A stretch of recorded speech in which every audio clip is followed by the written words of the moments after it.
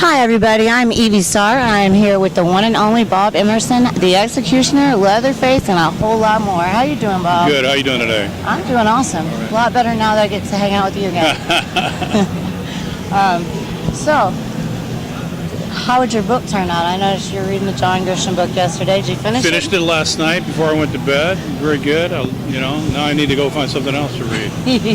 So the ending, was it shocking? Not shocking, but it was.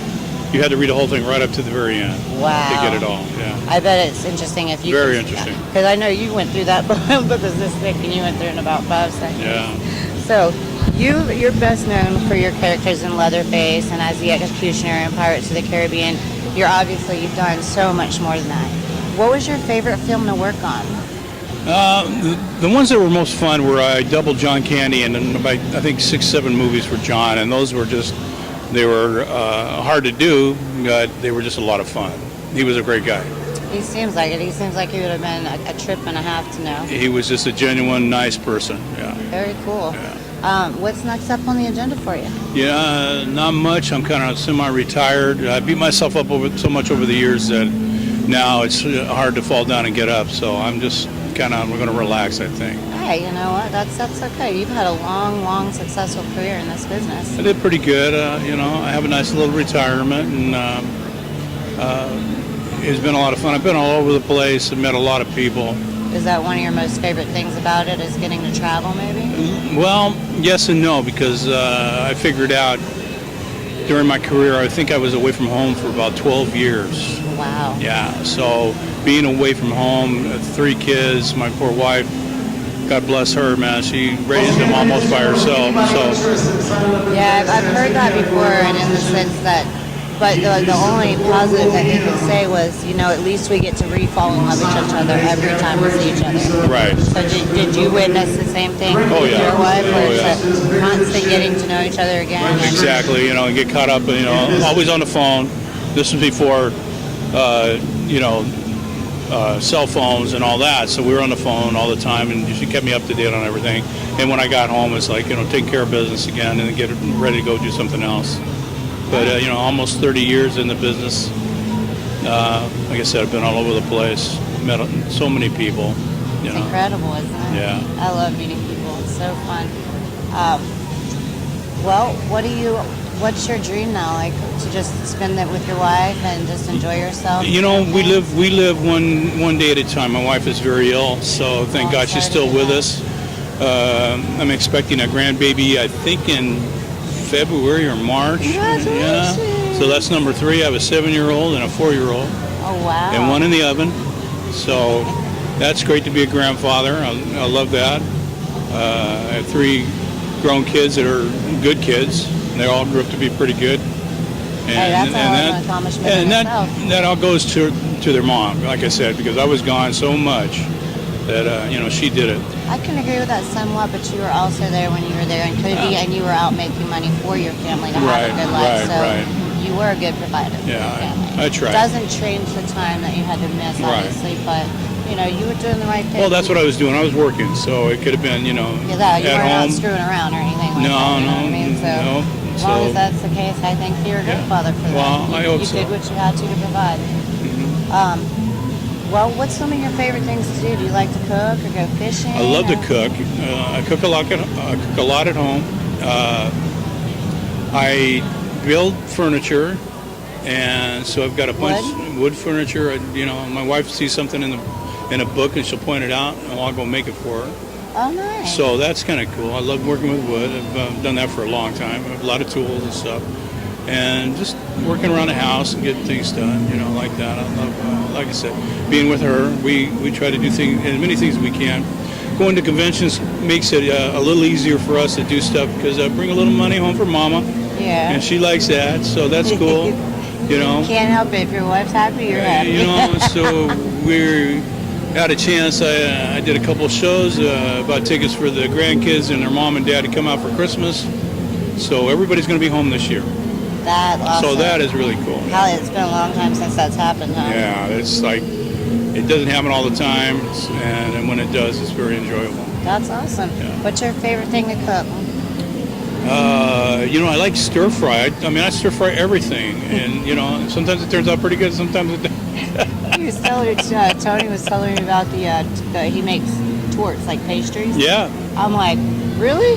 He's like, you should have seen the kitchen after the show. No, the kitchen's a mess, and it always takes a little while to clean up. But I love getting in there. I love watching kitchen or cooking shows. So I look at that and go, oh, okay, that looks pretty good. Do you have like a favorite chef that you like to watch cook? I just watch everybody. I don't, if it looks good, and I'll twist it around and make it see what it looks like. Okay, I have to ask because a lot of the movies you played bad guys or scary characters. Absolutely. What's your favorite kind of movie? Mine, I like everything. Believe it or not, I really do. Musicals, comedies, romantic movies, action, mystery, all of it. I like horror movies too, though. Do you from what I understand, Johnny Depp can't watch his own movies. He refuses to. Do you watch your own movies? I watch everything, yeah. Because I want to watch me. I don't care. I've seen them. I've watched them. Hey, I agree. If you do something, you should be proud of it. Yeah, I criticize. I look at it and critique it and see if I've done it for so long. I want to see, well, could I've done that better? Do you use it as a tool? As a tool, exactly. But then on the other hand, my son and I, one of our favorite things to do is to go to the movies. My wife does not enjoy the movies that we do. She's more of a romantic comedy, love story type of person. But that gives you something to bond with your son. Well, we do that too. But my son and I, we like everything else. So we cool. venture to the show and we'll talk about it. And he's an analytical person. He likes to figure it out real quick. That's awesome. You sure he's not a Virgo? I'm just teasing. This furniture you make actual like couches, benches, chairs? No, a lot of cabinets. I did it for like the very beginning, years and years ago, for storage, and shelves, and just to see if I could. And then it got progressed to there, and now I do a lot more intricate stuff, and cabinets and things like that. What did you do before you got into acting? Everything you can imagine, construction, everything. And when I got in, it took so long to get in the business. I started at Knott's Berry Farm in California. It's an amusement park, and we did the Wild West Stunt Show. That's where I started. So we did that. I did that for 3 or 4 or 5 years, something like that. And then I got into, I did a commercial, got into the union, and then pursued my career. And it took a long time to get into it. But once I got in, things kind of progressed, and I started making a living at it. But that's something that it's hard for people to say, this is a career that I wanted to pursue. I did it. I made a living, and so on and so on. What it's hard to say swayed you that. into the decision of wanting to be an actor? I wanted to really see if I could do it. If I could, if me, personally could physically do the stuff that was needed to do. It's just a trip to me how nice all of you guys are, and then to see you play all these weird, crazy characters that kill people. Everything I did, I played a lot of little parts. Always a bad guy. Yeah. Always got killed or beat up. Always. So I never got the girl except for once in Chainsaw, but I always got beat up or killed. Kill her too? No, not quite. Chainsaw Love. That was a lot of fun. I bet. Yeah. My poor wife, she said, what are you doing? Well, look and see. We went to the premiere of Chainsaw 2 years ago, and she was pregnant with my second child. And she almost had that baby that night. She only saw it once, and she never saw it again. Can't say I blame her. That's just scary movies. So that was funny. I have a hard time watching them nowadays. It's like the older you get, the scarier they become to you. To me, anyway. Yeah. I'm like, I don't know, because I know this stuff can be real or what, but God bless America, I can't watch. It's like the freak show. You want to not watch, but you can't. But you really can't help not watching. Yeah. Exactly. Well, very cool. So are you on a traveling circuit for the conventions No, right now? this is just kind of hopping around. Stuff that I was approached about a year and a half ago, and a guy called me and goes, did you work in the movie Chainsaw 2? And I go, yeah. He goes, well, what did you do? I said, well, I did everything.